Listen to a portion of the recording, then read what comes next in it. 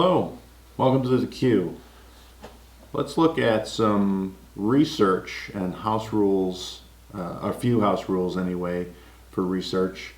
But to start, you have to start with out of box. And out of box means, you buy a game, everything's in it, all the pieces, the maps, all the things you need to play, and that is your out of box version, and that's a set rules.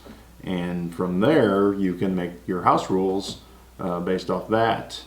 If you, say you have a map and some rules that are printed off and some player aids, but you really don't have all the pieces and items you need to play the game, then that's more of a house rule of this specific Axis and Allies, whether it's Anniversary or Global 40 is the one that most people do the house rules on.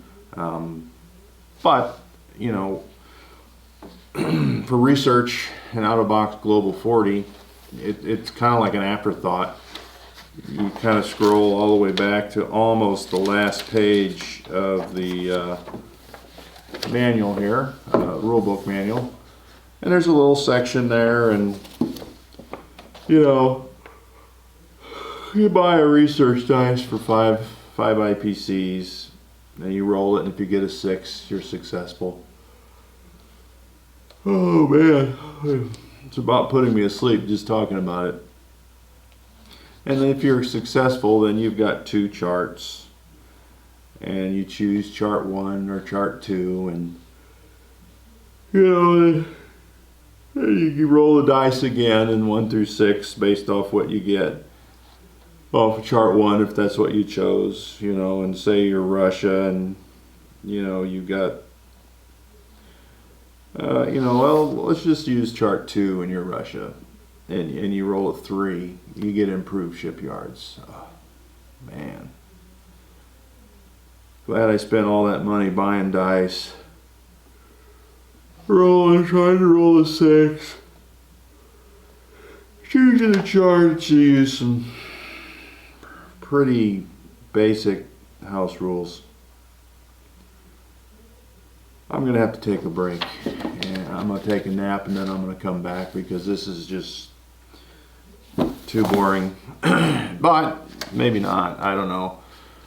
They did add research to Axis and Allies Anniversary, and it might have been in the original, I don't know, I didn't see that one, but it's pretty much the same rules. You buy the tokens for 5 IPCs, and then you choose breakthrough chart 1 or 2, and it's the same rules, and they're okay. Some of them are pretty good, but mostly they don't really warrant the expense. But you buy a dice, and then you try and roll a 6.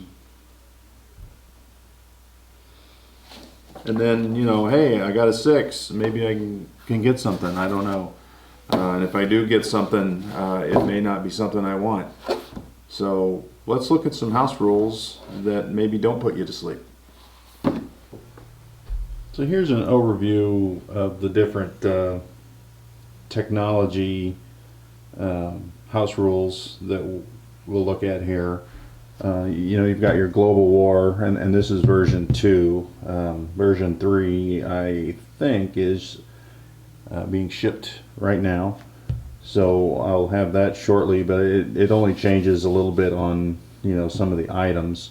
BBR, how they do their research, and that's kind of to the aspect that's different from, picking chart 1 or chart 2 and trying to roll a 6 and then just rolling a number and getting what you take.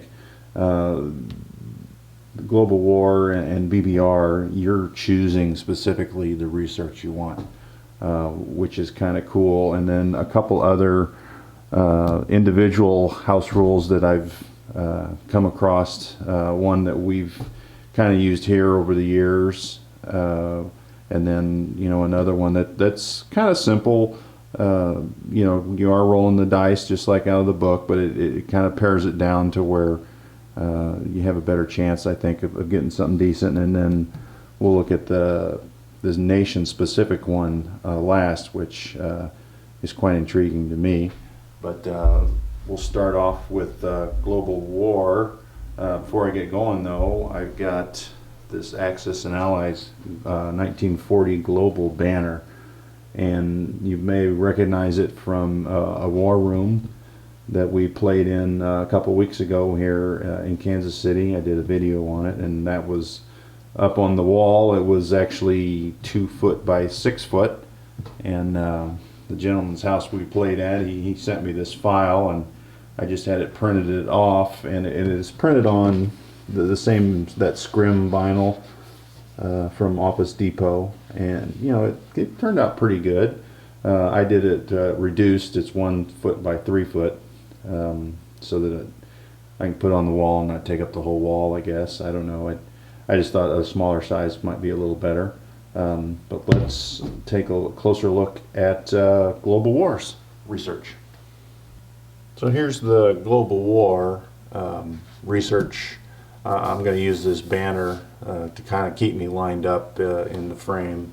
But the global war research, you know, in the rules has these pages printed out which defines, you know, what each of the actual research items do, what their specifics are, you know, because some of them increase, you know, the like the artillery +1, you know, to your dice roll, which is huge in global war because artillery is a first strike item. So pretty much whenever I'm playing this game, you know, the advanced artillery is one of the ones I go for first, just to get that, you know, that boost to the first strike capability, you know, of a +1 to your attack, which is huge. But as you can see, everything's listed out on the chart, which, you know, having a chart like this, you know, is pretty huge. I really like that. And this one comes, you know, it's printed on styrene. And the thing that's really cool about it is you don't roll to see which one you get. You say, okay, let's go for advanced artillery. Now, in this game, you're using, you know, a 12-sided dice. So advanced artillery, you got to roll 7 or above. So on a roll of 7, you're at stage 1. It costs 2 IPPs for each dice. So, you know, if you were trying to get that and you spent $4 and you rolled a 7 and 11, well, then you go 1 stage. You don't get to go 2 for the dice. But, you know, in 4 stages, well, after the third stage, then it's complete. You know, you move your little thing down here. So technically, you know, you could go for advanced artillery, and let's say you want to do heavy bombers. Well, U.S. already starts off on the first phase, so they have a leg up. You know, Germany has a leg up on most of these. Japan and Britain have theirs. So if you got a 9 on the heavy bombers, you know, on that, if you rolled that 11, so you would be here, you'd start at stage 2. So you're ahead of the game there a little bit, so you could choose. It kind of leans you towards getting those first, you know, unless you just specifically really want one or the other research. But like I said, you could be working on 2 at a time. You know, Russia is probably, you know, maybe heavy armor, or they probably might do artillery as well. And, you know, Britain coming down here for radar because they got that. Advanced ASW, which is anti-shipping warfare. You know, as Britain, if you're fighting in the North Atlantic against German subs, you want to go that route. But they've got a really good selection of technology here. You know, I'll just read them off. Advanced artillery, advanced mechanized. I really like that one too. That adds a +1 to the mechanized roll. Heavy armor.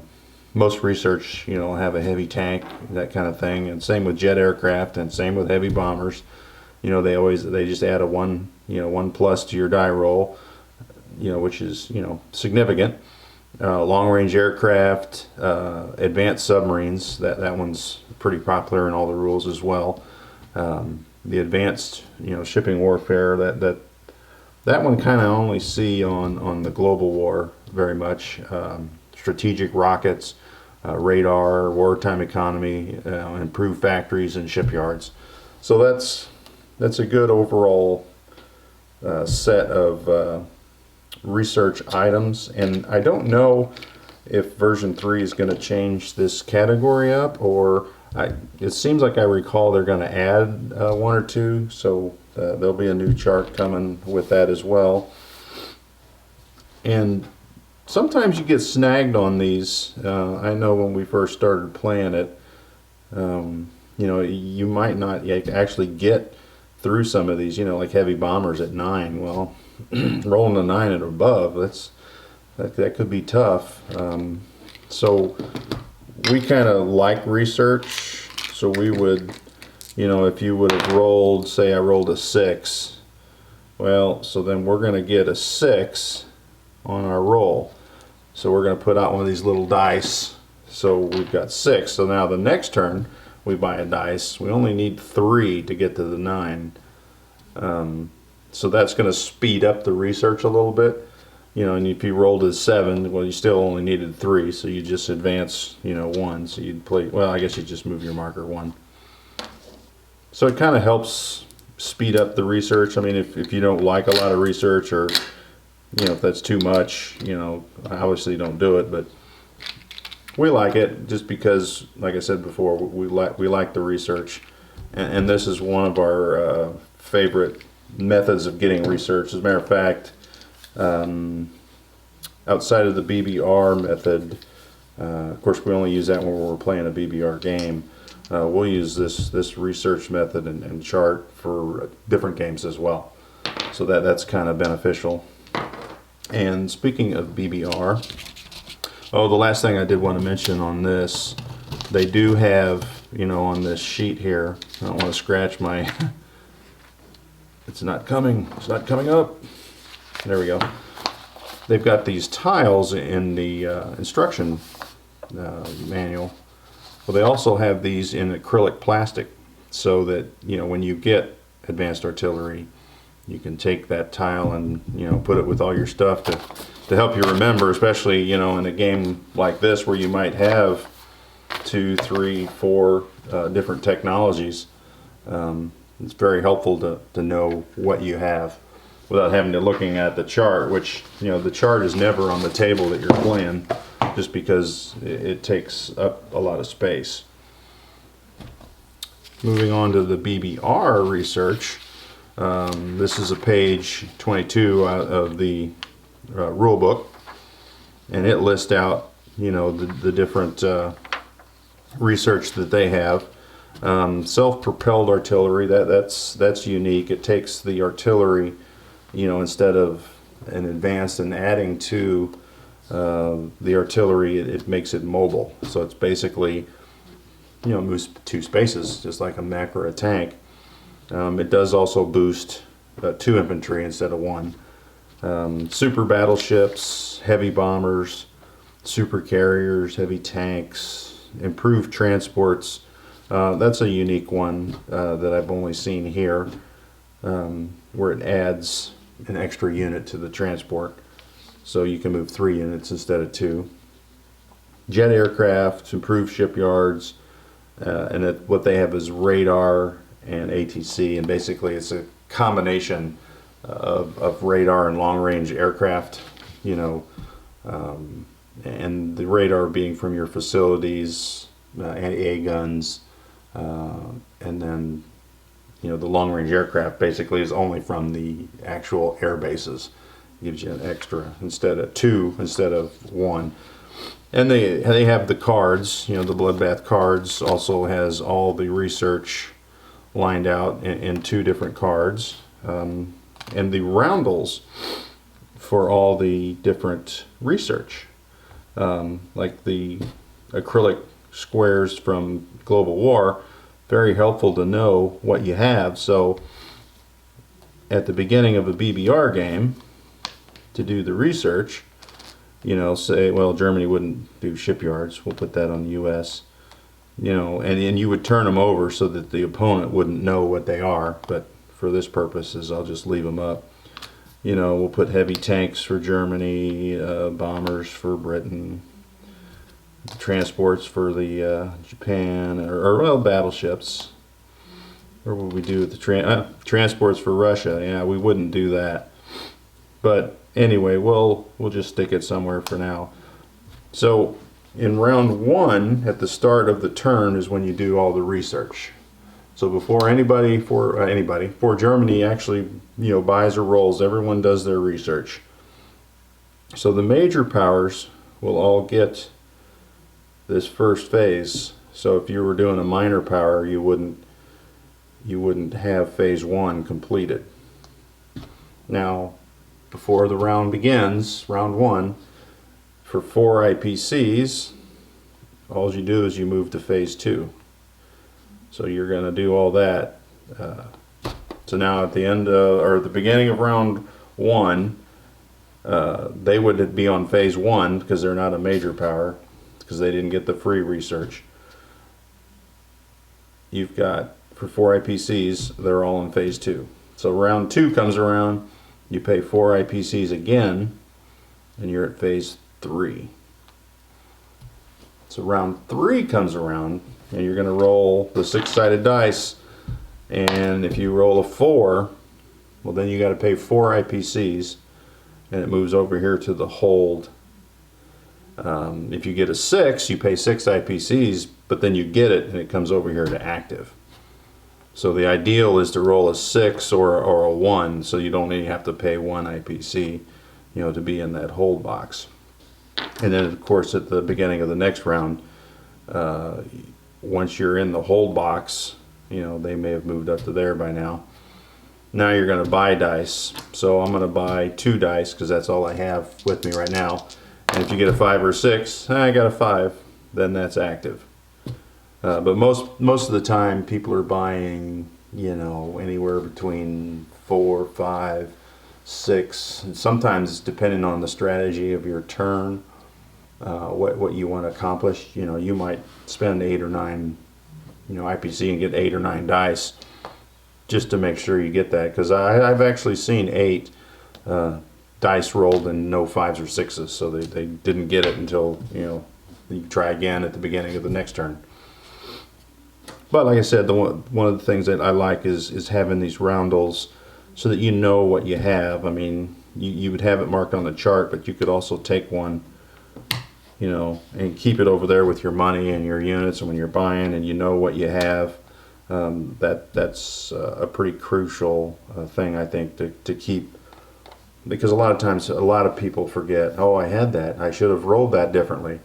And you still get it with this, but it's just a little bit more helpful, I think. So BBR, really like the dynamics of this research and how you did it. I mean, you're just paying your straight $4, roll 1 dice, pay that, and then you can buy however many dice to finally get it. So you're always going to get your research in this game. And in the BBR, typically, is an 8-round game. Now you can play 9 or 10 rounds and increase the victory conditions and so forth. But most of the times, 8 rounds, is a good day's worth of gaming.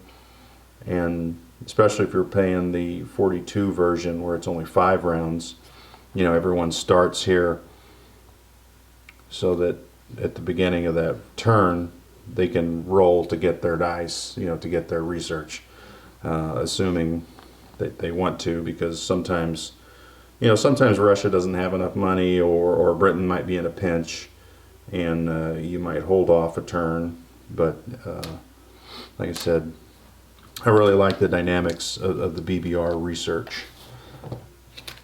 And well, I keep sliding my fingernails across that. I'm afraid I'm going to scratch that. So those are the 2 probably my favorite methods, because you choose your research and then you roll for it.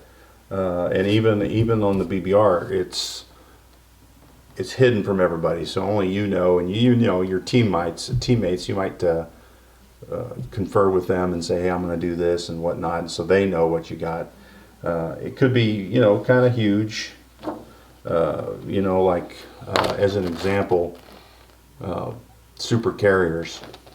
You could kind of keep that secret until you're attacked.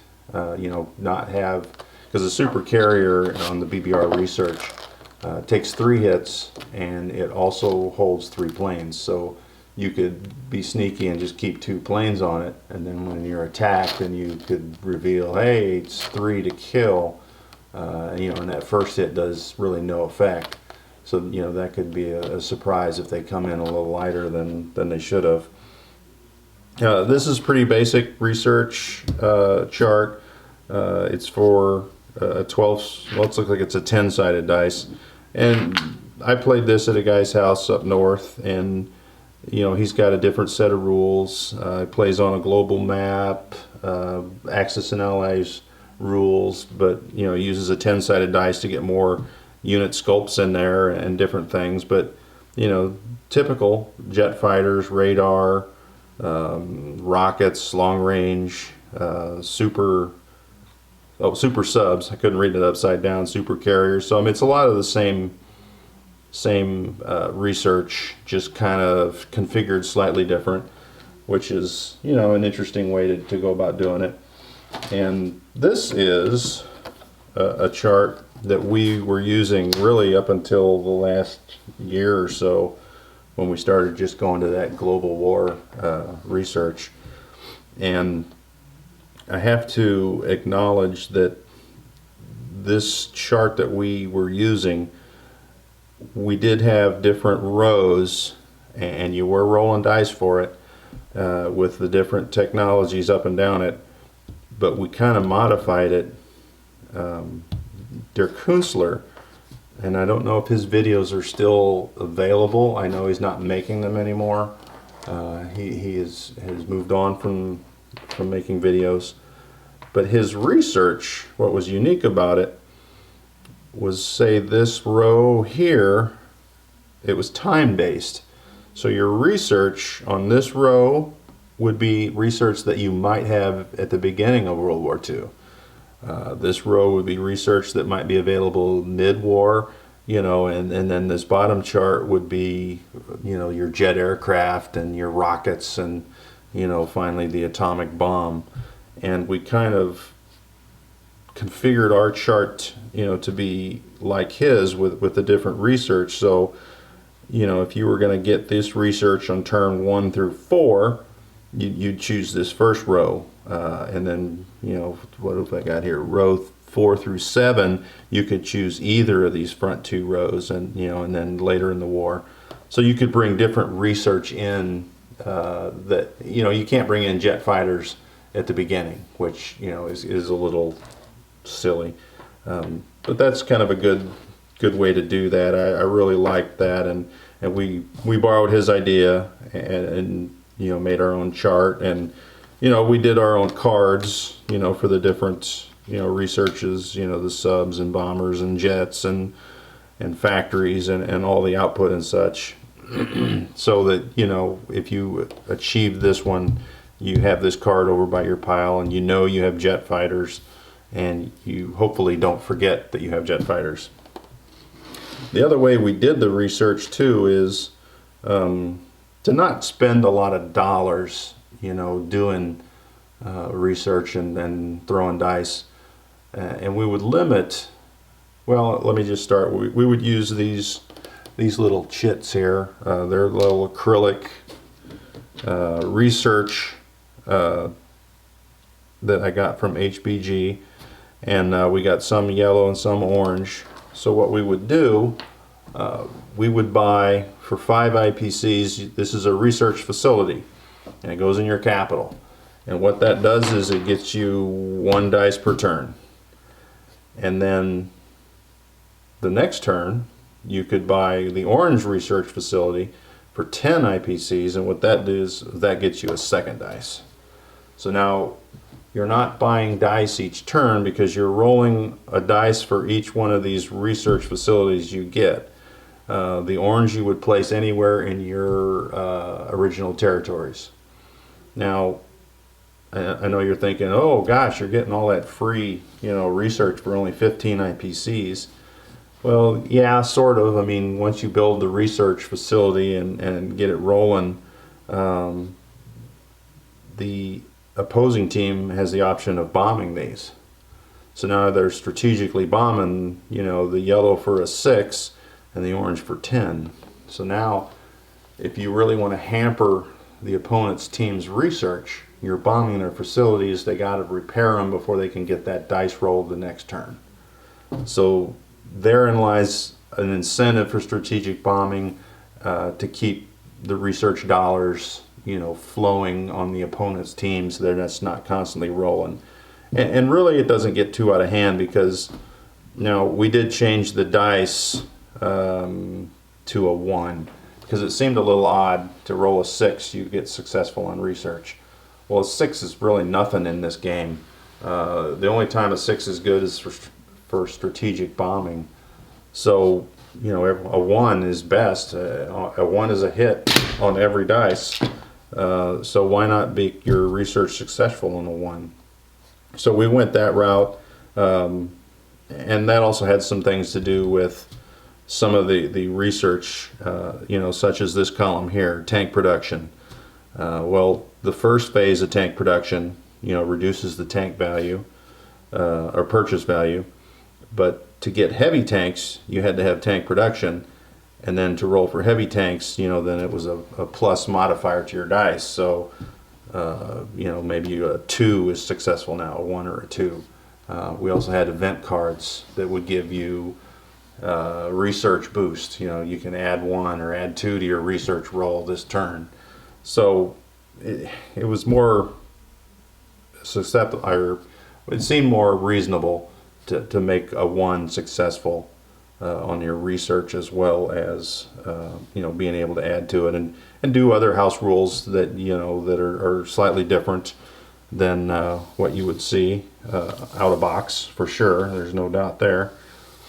And the final one, and you're not going to be able to see it really well, these are nation specific research charts. So each nation has its own charts and its own different things that they can roll for, and a lot of the things are similar, and yet they're unique to each nation. And these charts were sent to me by Moffett Field. They have got a YouTube channel that's pretty good. He does a lot of good custom paint work, and these rules he was telling me about when we were at the BBR tournament. So he sent me this file. So like Germany, and you buy your research center, and then turn 2 you're advancing one of these artillery, or one of these research paths, I should say. Stage 3, you go to the next one, and and you're paying IPCs along the way, and then so if you're taking this northern path here, you're going into the tanks. Well, you can get a Tiger 1, or you can get a super heavy tank, which will be the E100. So they do different things. You can go different routes. You can, different money for each one of those. And then it tells you where they can be produced, and then it gives you all the statistics, on this side. So then it goes down, mobile artillery and jet fighters and rockets and super subs. So they're slightly different for each nation. Like here's Britain. They've got a smaller chart, but they, heavy tanks, mobile artillery. What is it? Oh, that's a jet fighter. So they've got, and radar. So they've got some different things for different countries, and I think that's pretty unique too, because now you can get the research that was actually in the war on a specific side, and you can achieve those goals. I have not yet played this. I want to, but we're going to have to really sit down and line out what it's going to take to do that. Boy, I don't want to scratch that, so I'm not going to pick that up. But anyway, those are the different researches, some different avenues that you can take for house rules on research. Like I said before, I think this chart here is probably my favorite, and if I was going to make another chart, like this, with the research that we like to use, or I think I would go this route with it, where you can choose the specific research path and work your way to the final result and get the research that you want, not just research that you're just rolling the dice on a chart and say, oh, hey, I got a 5, I get whatever that 5 is. So I think that I would go this route. I do like the idea of the research facilities, though. So maybe there's some more house rules that I can fool around with and come up with. But like I said, the other one, the BBR research really lays it out, and the hidden aspect, where the opposing team doesn't know what the research is. But like I said before, you get to choose, I want heavy armor, or I want heavy bombers, and I think that's probably the most important part of these two house rules, right here, is choosing the research you want and getting it. I had shot the first part of this video earlier in the week, and that night I was going to call it quits and load it on the computer the next day and then upload it. But I had an email that next morning saying that I had a shipment coming my way from HPG, and lo and behold, it is the version 3 components that I ordered. So I wanted to add this onto the back of this video, because this is the version 3 updated technology chart, and you can see they've added 3 technologies, went from 13 to 16. Attack transports, heavy carriers, and heavy battleships. I'm not sure what the attack transports do. The downside to getting the shipment is I think the rulebook is not complete yet, so I can't read up on what they might do. I mean, I can suspect the carriers and the battleships. The improved construction is a change from improved shipyards. It has a shipyard figure on this tile, but I don't know if maybe improved construction also includes, well, you got improved factories right above it. So I don't know if they just changed that from shipyards to construction. There might be a reasoning there, but like I said, I don't have the rule book to define what change that might be. But it looks like all the other technologies are the same. When you look at the chart, I do notice that some of these country advantages are now gone, so I don't know what the reasoning is for taking those off. Do you maybe get to start doing your tech a little earlier in the game, maybe, so that there's no advantages, everyone starts at the same? I don't know. But here's the tiles I was telling you about to go along, like when you succeed in heavy bombers, then you can put that heavy bomber tile by your by your cache or in your spot of the table, so yeah, I got heavy bombers, and I might have radar, or whatever it is you succeed at. And I think those are pretty crucial to the technology and the research. If you don't know what you have and you keep forgetting it, it's kind of a it's a lot to keep track of, is what I'm saying. But this makes it a lot easier. So I'm going to throw this part on the back of that video. That's the new upgraded version 3 from 2. A lot of things similar, but some nice additions. As I look at that technology chart for version 3, it really has just about everything you would want. I mean, I'd have to really look at some different technologies, which is going to be part 2 of this research house rule series here. It's part 1 is how all the researches are done, what typical the charts and all the stuff that goes along with it. But in part 2, I'm going to look at the actual individual, advanced research or advanced artillery, what it does in this game, but what most of the other researches do for that. and just kind of go down the line and try and fold together all the different research technologies that you can get, because you can pick and choose whatever you want if it's a house rule. And we'll go on from there. I'm not sure if I'll get to part 2 it's already pretty late in the week, so it'll probably be next week before I get to part 2 on that research, as I want to start doing some other things as well. And until we talk again, keep rolling dice.